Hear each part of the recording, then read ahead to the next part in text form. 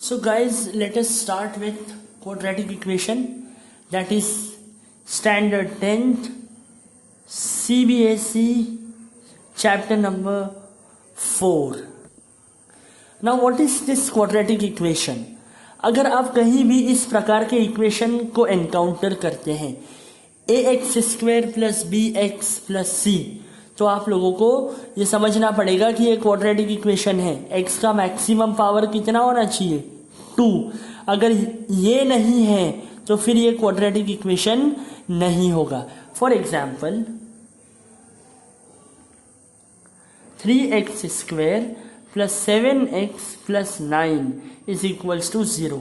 क्या ये quadratic equation है? आप कहेंगे जी हाँ, ये क्वाड्रेटिक इक्वेशन है। कैसे कह रहे हैं आप? क्योंकि ये किसके फॉर्म में है? ये इसके फॉर्म में है। देखिए ax² plus bx plus a का वैल्यू कितना हो जाएगा? 3, क्योंकि x² के साथ a रहता है तो x² के साथ 3 है। b का वैल्यू कितना हो जाएगा? 7 और c का वैल्यू हो जाएगा 9। एक और एग्जाम्पल लेते हैं इसके अलावा, that is -7x² plus 4x minus 9 is equal to 0। तो ये भी एक क्वाड्रेटिक इक्वेशन होगा, जहाँ पर a का वैल्यू -7 हो जाएगा, b का वैल्यू +4 हो जाएगा और c का वैल्यू -9 होगा। देखिए इस माइनस को आपको अवॉइड नहीं करना है और ये -7 a का वैल्यू हो जाएगा। तो गाइज बात ऐसी है कि बहुत सारे लोगों ने इस क्वाड्रेटिक इक्वेशन पे काम किया है, ठीक है। तो आपको फिलहाल के लिए ये याद रखना है कि कोई भी इक्वेशन अगर इस फॉर्म में है ax² plus bx plus c, जहाँ पर a का वैल्यू 0 के बराबर नहीं होना चाहिए, क्योंकि a का वैल्यू 0 के बराबर हो गया तो ये वाला टर्म 0 हो जाएगा और बचेगा क्या? bx प्लस c, और वो क्वाड्रेटिक इक्वेशन नहीं होता है। So guys, the standard form of quadratic equation is this ax² plus bx plus c, where जहाँ पर ये जो a है ये 0 के बराबर नहीं होना चाहिए, ठीक है। अगर a 0 के बराबर हो गया तो x² वाला टर्म ही हट जाएगा और वो क्वाड्रेटिक इक्वेशन नहीं होगा। तो अब हमें कभी भी चेक करना है कि कोई गिवन इक्वेशन क्वाड्रेटिक इक्वेशन है या नहीं है, तो हमें उसे इस फॉर्म में लाने की कोशिश करनी पड़ेगी। जैसे हम स्टार्ट करते हैं एग्जाम्पल नंबर 1 से। So this is example 1। आपको पहले क्वेश्चन को समझना पड़ेगा। जॉन एंड जीवनी 2 पर्सन हैं, टुगेदर हैव 45 मार्बल्स, मतलब दोनों के पास मिला के कितने मार्बल है? 45। तो अगर जॉन के पास 45 मार्बल है, सॉरी, जॉन और जीवनी दोनों के पास मिला के, जॉन और जीवनी दोनों के पास मिला के 45 मार्बल है, तो मुझे बताइए अगर जीवनी के पास में 25 मार्बल है तो जॉन के पास में कितने बचे? है ना, 45 माइनस 25, 20। अगर जीवनी के पास में 30 मार्बल्स है तो जॉन के पास कितने बचे? 25। देखिए 25 प्लस 30, सॉरी 15 प्लस 30 45। अगर जीवनी के पास 25 मार्बल है तो आप कहेंगे जॉन के पास 20 है, पर हमें पता नहीं है किसके पास कितने मार्बल है। तो मैं क्या कर रहा हूँ, अगर मुझे पता होता जीवनी के पास 30 मार्बल है तो जॉन के पास कितने मार्बल हो जाते? 45 में से जितने जीवनी के पास है उसे माइनस कर दूँ, है ना। तो मैं ये क्या मानता हूँ कि जीवनी के पास या जॉन के पास, किसी के भी पास x मार्बल्स है, तो मैं मानता हूँ जॉन के पास अगर x मार्बल्स है, अगर जॉन के पास 15 मार्बल है मान लो, तो जीवनी के पास कितने मार्बल हो जाएंगे? आप बोलोगे जीवनी के पास 45 में से जितने जॉन के पास में है उसको माइनस कर दो, 30। पर जॉन के पास में हमको पता नहीं है कितने मार्बल है, that is why we are assuming that कि जॉन के पास में x मार्बल है। तो जीवनी के पास कितने मार्बल हो जाएंगे? 45 में से जितने जॉन के पास है उतना माइनस कर दो, तो जीवनी के पास में इतने मार्बल हो जाएंगे। तो हमें यहाँ एज्यूम क्या करना पड़ेगा कि let John have x marbles, marbles मतलब कंचे, और जॉन के पास x मार्बल्स है, तो जीवनी के पास कितने होंगे? एंड जीवनी हैव टोटल कितने? 45 में से जितने जॉन के पास में है वो माइनस कर दो, उतने जीवनी के पास आ जाएंगे, है ना। अब ये बोल रहा है दोनों ने 5-5 मार्बल खो दिए, दोनों ने 5-5 मार्बल को खो दिया, घुमा दिया। तो अब बताओ, पहले जॉन के पास में x मार्बल्स थे, तो आफ्टर लूजिंग 5 मार्बल्स, है ना, अब जॉन के पास पहले x मार्बल्स थे, तो अब जॉन के पास कितने हो जाएंगे? उसमें से 5 माइनस कर दो। Now John have x minus 5 marbles.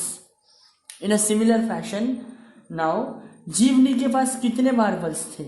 जीवनी के पास मार्बल्स थे 45 माइनस x, और 5 घटा दो क्योंकि 5 तो घुमा दिए दोनों ने।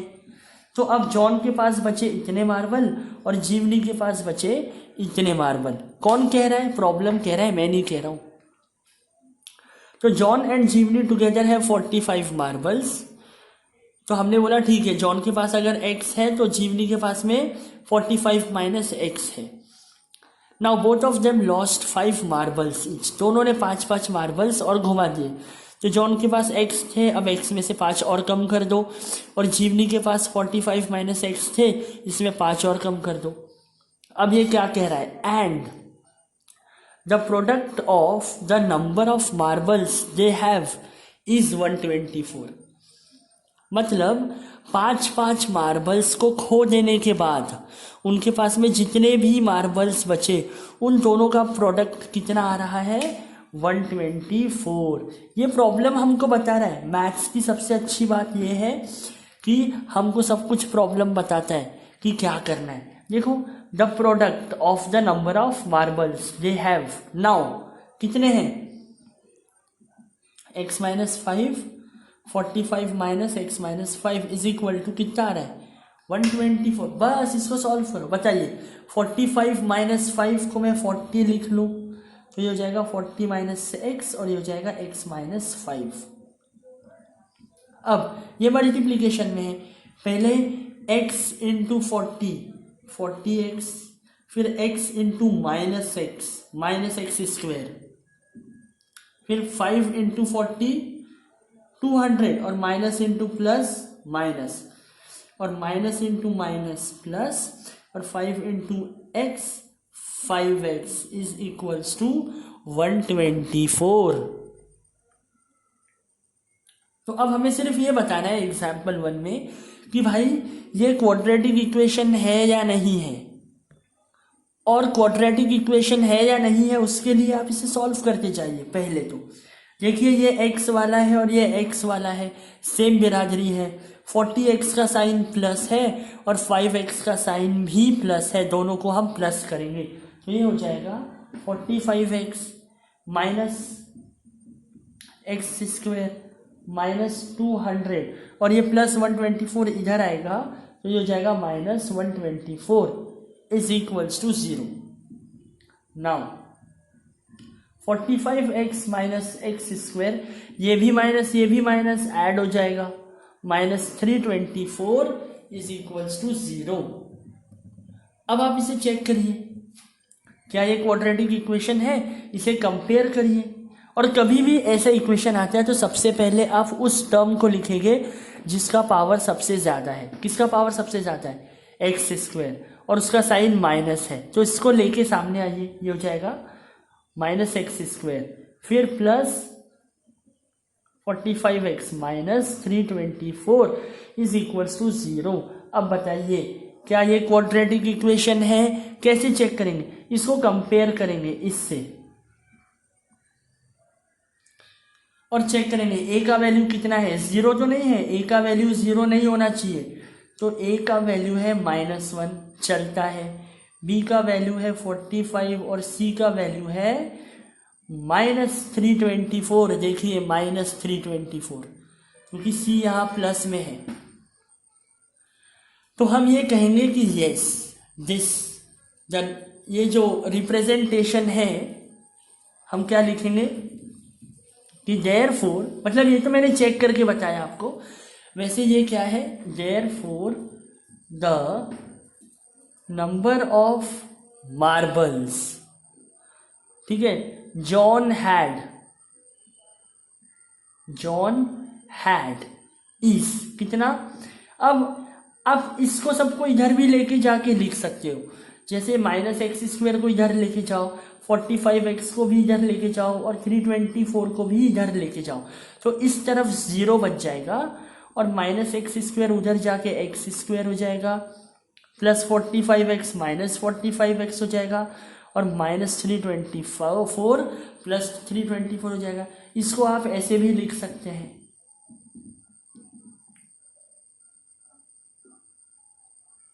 so guys yes this is a required representation which is a quadratic equation। ऐसे भी छोड़ दिए तो गलत नहीं है, पर x² को पॉजिटिव रखना चाहिए, इसलिए हमने इन सबको उधर लेके चले गए, ठीक है। और इसको आप ऐसे भी लिख सकते हैं। चलिए एग्जाम्पल 1 के क्वेश्चन 2 पे आते हैं। सो गाइस वर्ड प्रॉब्लम्स को समझने के लिए कभी भी आपको पहले पूरा वर्ड प्रॉब्लम पढ़ना पड़ेगा। A cottage industry produces a certain number of toys in a day। एक दिन में एक कॉटेज इंडस्ट्री है, वो कुछ नंबर ऑफ टॉयज बनाती है। हमको पता है क्या कितने नंबर ऑफ टॉयज बनाती है? नहीं। तो आप क्या करेंगे, सबसे पहले ये मान लेंगे late the number of toys produced, okay, एक दिन में जो टॉयज बने हैं वो हम x मान लेते हैं। हमने यहाँ तक पढ़ लिया, ठीक है, यहाँ तक। अब the cost of production of each toy was found to be 55 minus the number of toys produced. मतलब चेक करिए वापस से, the cost of production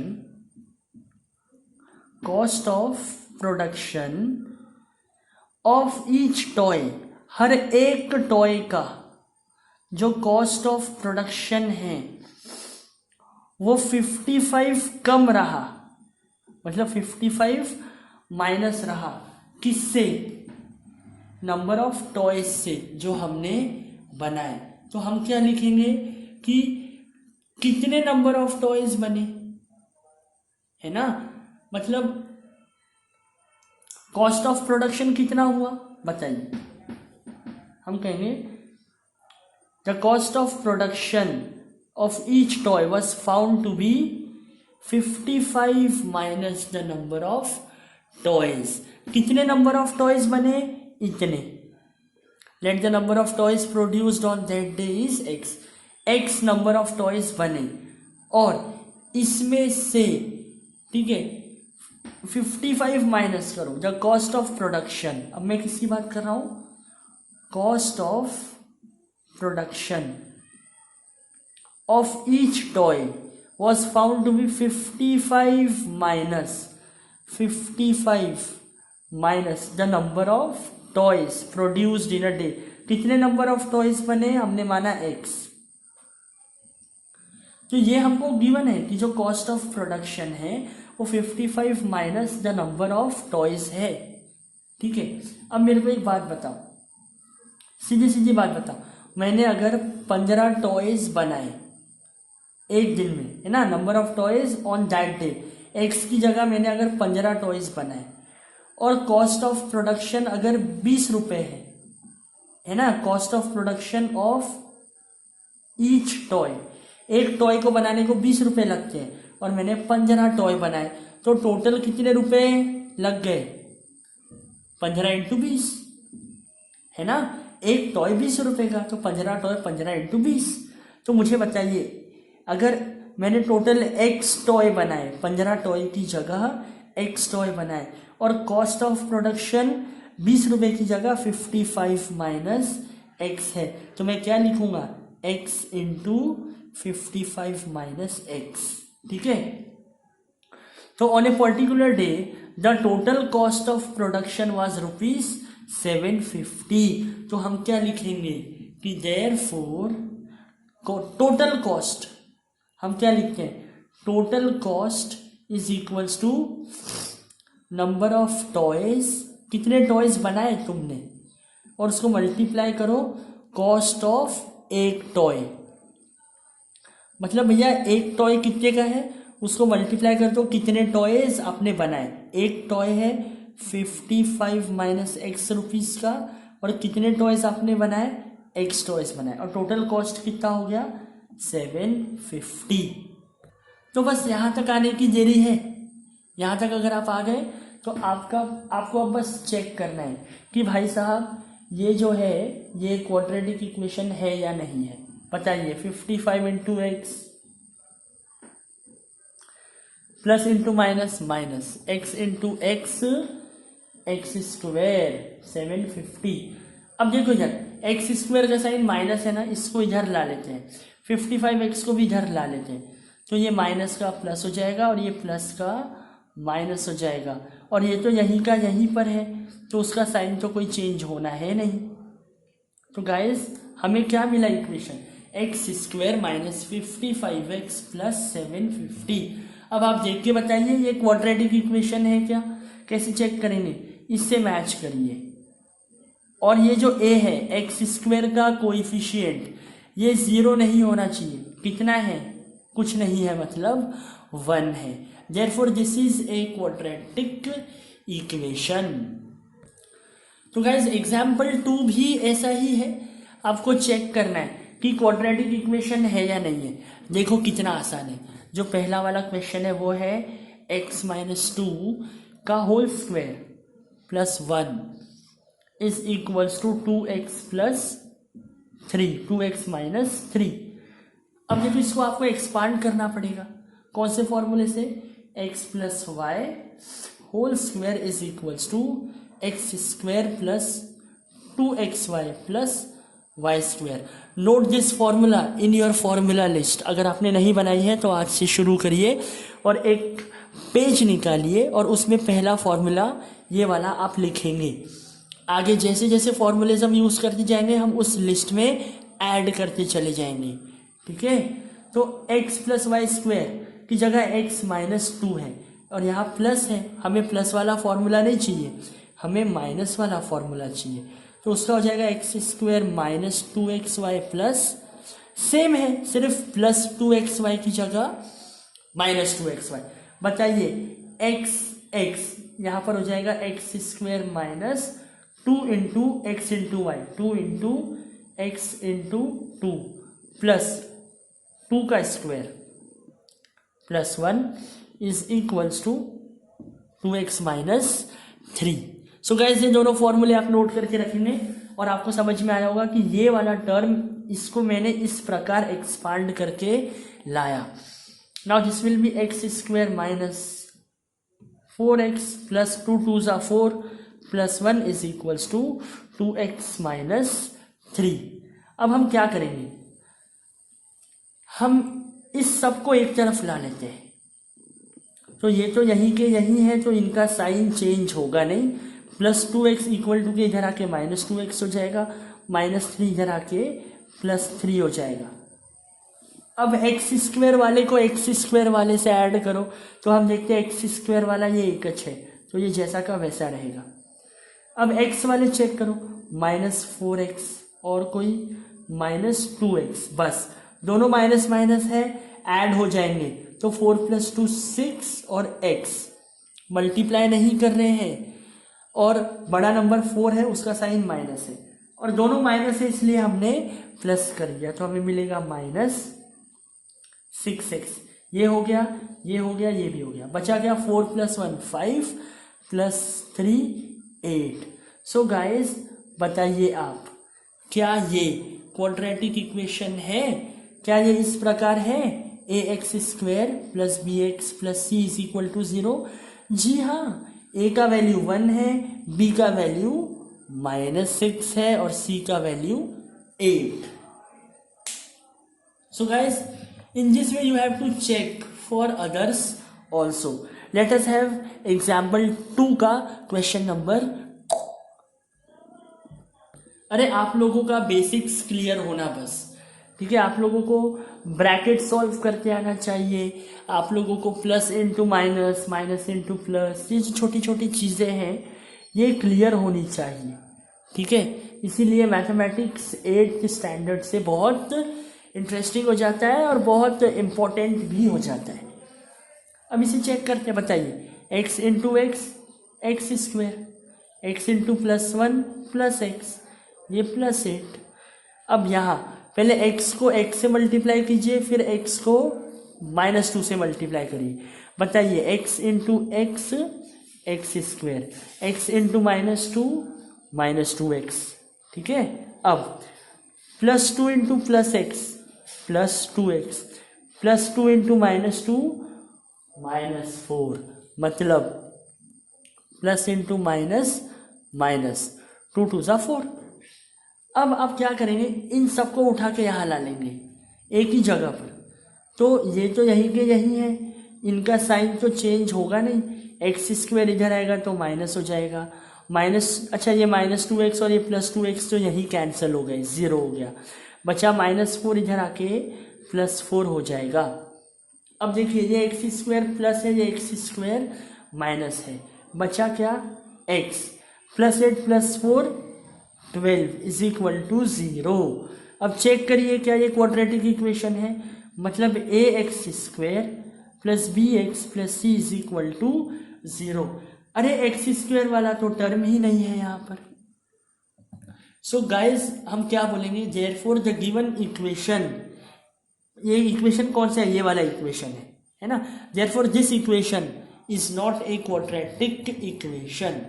Okay, similarly let us solve question number 3rd of the same example. क्या है, x into 2x plus 3 is equals to x square plus 1. आपको इसको solve करना है और चेक करना है कि ये फॉर्म में है या नहीं है, बस बोलिए. x इंटू 2x आपको पता है 2x square, x into 3x 3x और plus into plus plus is equals to x square plus 1. सबको एक तरफ ला लीजिए, यहाँ पर भी हमने सबको एक तरफ ला लिया था, तो ये हो जाएगा 2x square plus 3x plus इधर आके -x स्क्वेयर हो जाएगा और +1 इधर आके -1 हो जाएगा. अब देखिए एक्स स्क्वेयर और एक्स स्क्वेयर वालों को पहले सॉल्व करिए. ये बोल रहा है 2x स्क्वेयर है और ये बोल रहा है -1x स्क्वेयर है ना. तो 2 में से -1 गया तो 1 बचा और x स्क्वेयर 1 बचा, plus 3x - 1 is equal to 0. मतलब ये जैसा का वैसा और ये जैसा का वैसा. चेक करिए ये इस फॉर्म में है क्या. आप देखेंगे जी हाँ, a का वैल्यू 1 है, b का वैल्यू 3 है और c का वैल्यू -1. इसलिए ये क्वाड्रेटिक इक्वेशन हुआ, पर ये क्वाड्रेटिक इक्वेशन नहीं हुआ क्योंकि यहाँ एक्स स्क्वेयर वाला टर्म ही नहीं है.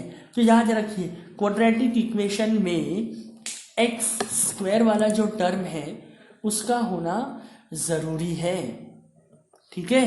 तो अब आपका काम क्या बनता है कि एक्सरसाइज 4.1 का जो फर्स्ट क्वेश्चन है उसे सॉल्व करने की कोशिश करिए. उसमें आपको इसी प्रकार चेक करना है कि भाई वो क्वाड्रेटिक इक्वेशन है या नहीं है.